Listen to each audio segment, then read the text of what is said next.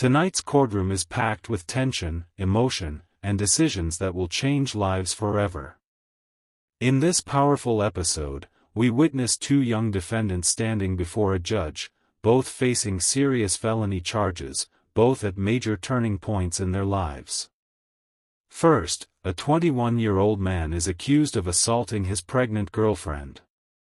Prosecutors describe visible injuries, bruising, swelling, even burst blood vessels in her eye. Despite the alleged victim asking the court not to pursue the case, the judge makes one thing clear: safety comes first. What follows is a strict no-contact order and a sentence that could define the defendant's future: years of supervision, mandatory intervention programs, parenting classes, and community service. The courtroom exchange is tense, emotional, and a stark reminder that domestic violence cases are never taken lightly. Then, the mood shifts but the seriousness only grows. A 17-year-old stands before the court, already convicted in a series of aggravated robberies, crimes so severe they carry the possibility of decades behind bars. The judge hands down a 10-year prison sentence and delivers words that hit just as hard as the punishment. Instead of anger, we hear a warning about becoming institutionalized, and a challenge to use prison time to earn an education and change direction before it's too late. Two defendants. Two very different crimes. But one powerful message from the bench: choices have consequences, and second chances are never guaranteed. Watch as justice unfolds, emotions run high, and the reality of the legal system is put on full display. Understand you're charged with assault of a pregnant person. That's a third-degree felony. The range of punishment is anywhere from 2 to 10 years in prison and up to a $10,000 fine. Did you understand? Yes, Your Honor. All right, we can go off the record. I'm looking at this plea bargain agreement, and there's to be no harmful or injurious contact with Stephanie Ortiz. That's her by her request, Judge. I'm not going to follow that. Even though that's her request. No, no, even though it's a request, according to what I'm about to receive, he is a person who is hitting on, not in a loving manner, a pregnant person. Was she pregnant at the time? Yes, Your Honor. So if, She's requesting, and I'm sorry, Judge, may I speak? Sure. She's requesting it for her convenience. They've been doing custody exchanges for the last almost a year through a third-party person, and it's her request. She reached out to me, filled out an affidavit of non-prosecution, and requested that. So I'm not following that. So if you all want to withdraw your plea now, you can, but I am not doing a no harmful or injurious contact for somebody who's accused, and I haven't read the steps yet, who's accused of hitting a pregnant person. that's fine, Judge. They're no longer in a relationship. The only relationship is for the benefit of their children. He has no interest in communicating with her beyond that. All right, so I'm not going to follow that. So y'all have a choice. Either you can go to jury trial, or either you all can change that part of your plea bargain agreement. We're proceeding with the no contact, Judge. All right, if you all want to change that. The court will find there's sufficient evidence to find you guilty. The court will defer finding of guilt as you've applied for deferred adjudication. Are we proceeding with sentencing? We are, Judge. Anything you wish to say on behalf of your client? Judge, we would just request that you follow the agreement between the state and defense. Mr. Casillas is wanting to move forward in a direction that's appropriate for his children. He understands what went wrong, and he wants to take full responsibility for that. And he has had no issues since the arrest on this date, and they have been successfully co-parenting since that time. There was a CPS case, Judge, that was closed out for no finding. All right, how old are you? 21, Your Honor. How many children do you have? 2, Your Honor. What are their ages? 1 year and 6 months. 1 year and what? 1 year and 6 months. Are you employed? Yes, Your Honor. What do you do? I work at Amazon at Facility Warehouse. All right, so why do you keep hitting on Stephanie Ortiz? At one point, I'm assuming you loved her because you have children with her. Yes, Your Honor. So why do you keep hitting on her? No, it was just me not being in the right state of mind, me letting my feelings get to myself and not just thinking right and thinking straight. That makes no sense to me. Your Honor, it was just my fault. I let my things get to myself and let her get my head in. Let what? Let her get in my head and I just reacted in a wrongful way. No, but I mean, you're up here hitting someone. Honestly, I don't even know why I should follow this plea. But your attorney is telling me that she's filed a affidavit of non-prosecution. But according to this, she was pregnant and she was going to be induced that day, and you decided to put your hands on her. I don't understand how is she getting in your head that you would be hitting a pregnant woman who's about to deliver your child. No, Your Honor, what that day was in the day we were supposed to get induced. But I believe the hitting was before that. So it was just the marks that had came about. But you still hit her while she was pregnant Yes. and she was close to her. Not that it's appropriate to hit anyone anyway, No, it's not, Your Honor. but obviously she was pregnant. And what she's saying in this documentation, I want you to tell you the reason why I'm saying no contact, Yes, Your Honor. because what she's saying in this police report is this is not the first time that you've been abusive to her. And the police took photos and she had bruising and swelling to the eye along with busted vessels in her eye. That's what you did. So the two children you have, is this a boy and a girl or two boys or two girls? Girl, and All right. So what's your daughter's name? Sarabella. she's a year and 7 months. All right. So she's a year and 7 months. I guarantee you she knows that you've been abusive to her mom. Do you love your daughter I love her with all my heart. with all your heart? Would you do anything for her? I would, Your Honor. I used to do CPS cases and parents would tell me I will walk through fire for my children. Yes, Your Honor. They would say that because they knew nobody had a fire for them to walk through. Mhm. But I believe you when you say you love your daughter. Yes, Your Honor. So how would you feel if your daughter became of age and she ends up with somebody like you who hits on her? Would you be okay with that? I'll be very upset, Your Honor. And so your daughter is learning what it means to show love is to hit on people, and might makes right. Your Honor, that's You're going to have to change your ways. yes, You Your are not to have any contact with Stephanie Ortiz. And anybody else you get into a relationship yet, don't let them meet your publicist. Let them meet you and tell them, hey, want to let you know I had this abusive acts in my background, Honor. Yes, Your because then they can make an informed decision about whether or not they want to date you. You understand? Honor. Yes, Your Honor. All right, this is what the court is going to do. The court is going to sentence you to 6 years, no contact with Stephanie Ortiz. There's to be the BIPP course, parenting classes, that can be with rainbows.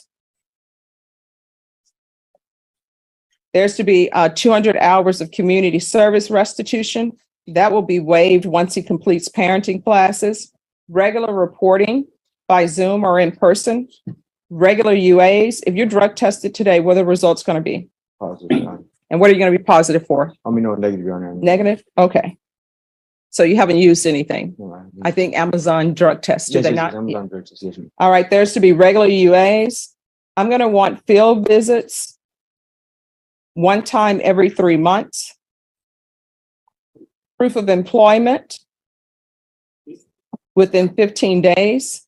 There's to be no employment as a home health care provider or with minors. There's an affirmative finding of family violence. Probation, is there anything else he needs? You already did mention the regular. Yes. All right, is there anything else you need from the court in order to be successful? No, Did you understand in each cause number, you're charged with the offense of aggravated robbery? That's a first-degree felony. The range of punishment is up to, anywhere from 5 to 99 years or life in prison and up to a $10,000 fine. Did you understand?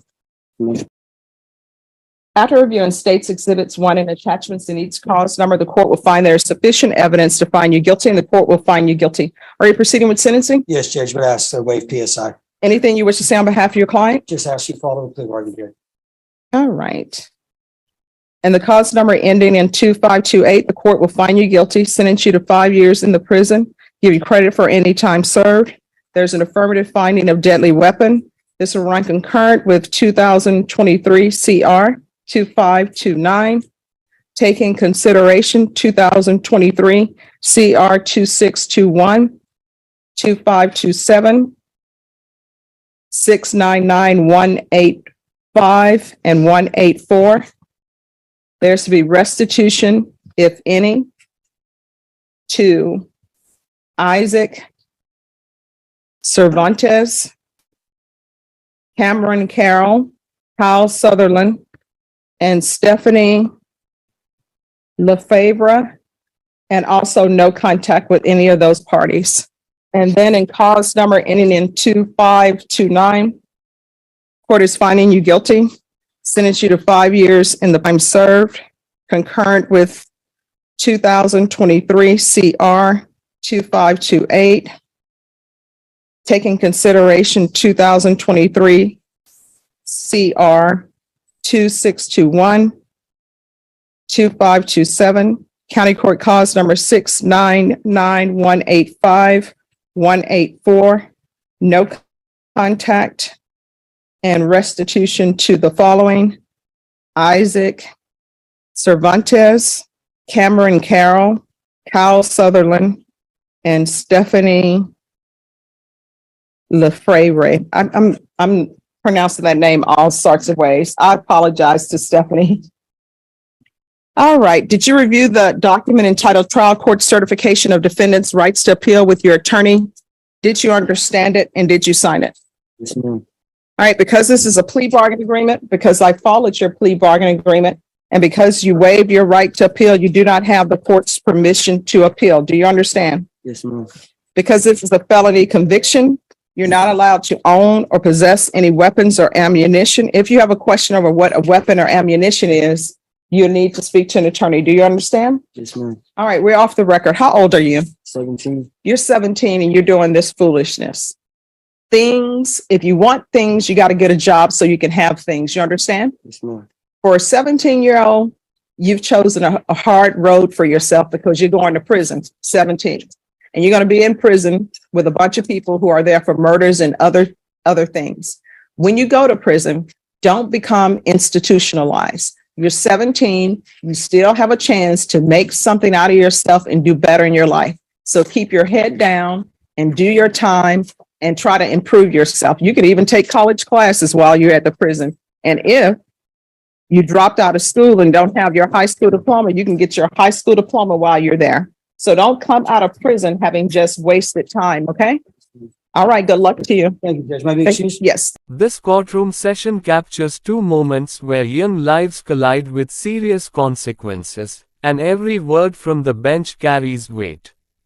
The video begins with a 21-year-old defendant standing quietly beside his attorney, facing a charge that immediately sets the tone for the hearing: assault of a pregnant person, a third-degree felony. The courtroom is calm, but the gravity of the accusation is unmistakable. Prosecutors outline the alleged incident in clinical but powerful detail, describing visible injuries suffered by the young woman, bruising, swelling, and burst blood vessels in her eye. The fact that she was pregnant at the time adds another layer of concern, and you can sense that the court views this not as a simple domestic dispute, but as a situation involving heightened vulnerability and risk. As the hearing unfolds, it becomes clear that this case carries emotional complications. The alleged victim has filed an affidavit of non-prosecution, essentially asking the court not to move forward.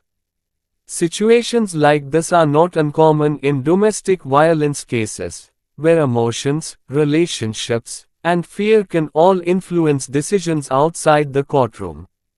Still, the judge makes it clear that the legal system has a responsibility that goes beyond personal requests. Safety, accountability, and prevention of future harm take priority.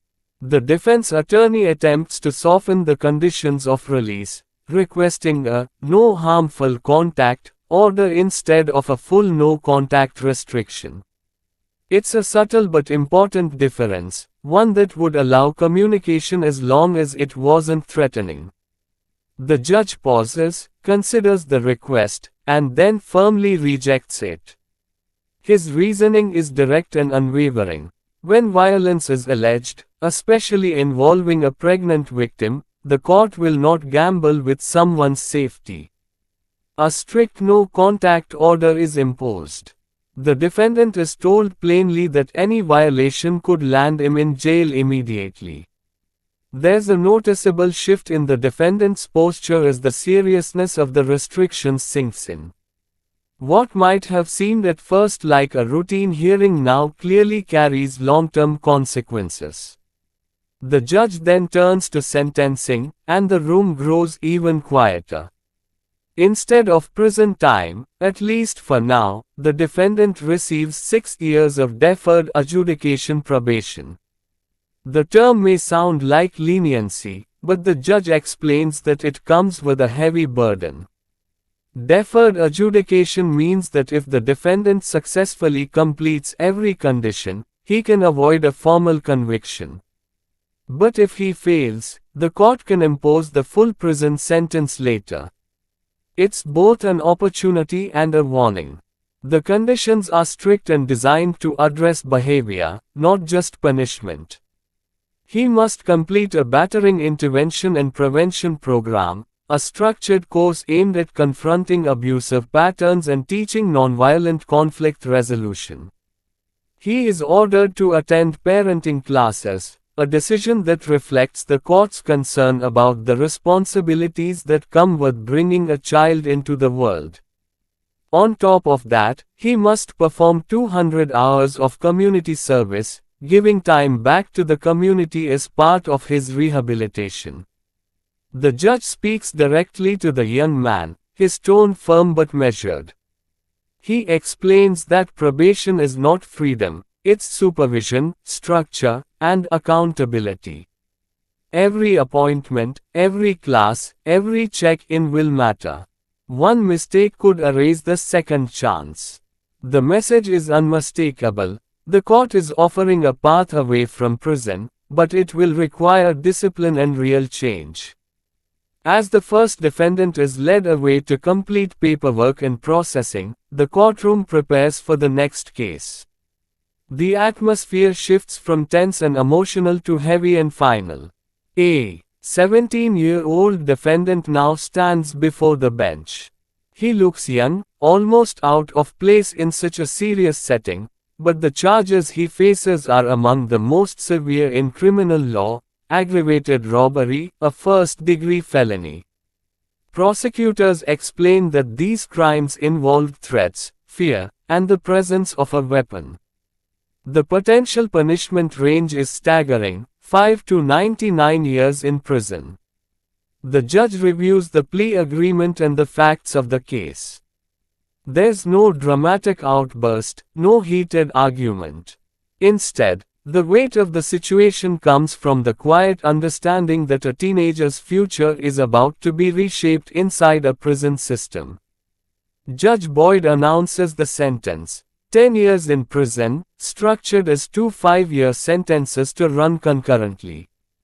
There is also an affirmative deadly weapon finding, a legal designation that makes the sentence even more serious. It means parole eligibility will be more limited, and the offense will follow the defendant long after his release. The number, 10 years, hangs in the air. For a 17-year-old, it's not just a sentence, it's the entirety of early adulthood. Milestones most people take for granted, first jobs, college, independence, will instead unfold behind bars. But what happens next is what makes this moment stand out. Rather than ending with punishment alone, the judge leans forward and speaks directly to the teenager. His tone isn't angry. It's stern, realistic, and unexpectedly human. He warns the young man about becoming institutionalized, about adapting so completely to prison life that the outside world feels foreign. He explains that some people enter prison young and leave with fewer skills, fewer opportunities, and a mindset shaped by survival instead of growth. Then he offers something rare in a sentencing moment: a challenge. Use the time wisely, the judge says. Earn a high school diploma if you don't already have one. Take college classes if they're available. Learn a trade. Read. Build skills. Because one day, the prison doors will open, and who you are at that moment will depend on what you did with the time in between. It's not a speech filled with empty encouragement. It's grounded in reality. The judge makes it clear that the sentence is deserved and unavoidable, but he refuses to suggest that the young man's life is over. Instead, he frames prison as a crossroads, a place where choices still matter, even within confinement. The teenager listens quietly, absorbing words that likely feel distant and immediate all at once. 10 years is both far away and suddenly very real. As the hearing concludes, the contrast between the two cases becomes striking. One defendant walks away with strict supervision and a fragile chance to avoid prison. The other begins a decade-long journey through the correctional system. Both are young. Both made decisions that led them here. But the outcomes, shaped by circumstances and the severity of the crimes, are very different. What ties the cases together is the consistent message from the bench: actions have consequences, and the court's role is not just to punish, but to protect and, when possible, redirect. In the first case, the focus is on intervention before violence escalates further. In the second, the focus shifts to accountability for serious harm while still leaving space for personal growth. The video leaves viewer with more than just sentences and legal terminology. It shows the human side of the justice system, the balancing act between safety and second chances, between discipline and hope. Judges must weigh risk, responsibility, and the possibility of change, often in just a few minutes of courtroom time. For the 21-year-old on probation, the real test begins outside the courthouse. Every class attended, every rule followed, every moment of self-control will determine whether he keeps his freedom. For the 17-year-old heading to prison, the challenge is different but just as critical, deciding whether the next 10 years will harden him or help him build something better for the day he returns home. 2 courtrooms, 2 young defendants, 2 futures rewritten in a matter of minutes. And one powerful reminder that the choices people make in their worst moments can echo for years, but so can the choices they make afterward.